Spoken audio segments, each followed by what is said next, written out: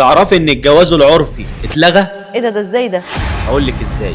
الناس اللي كانت بتيجي من بره من الخليج ويقضوا ليله ليلتين على ورقه عرفي ويلا بينا، مفيش منه الكلام ده. يعني ما عادش في جواز في السر تاني؟ طب ما هي كده لو مراتك عرفت هتخلعك. ما تخلعك. هتاخد لقب مخلوع؟ اخد رقم مخلوع ولا اخد لقب مركوب، المهم ان دلوقتي لو خلعتك ملهاش لا قايمه ولا مؤخر ولا نفقه.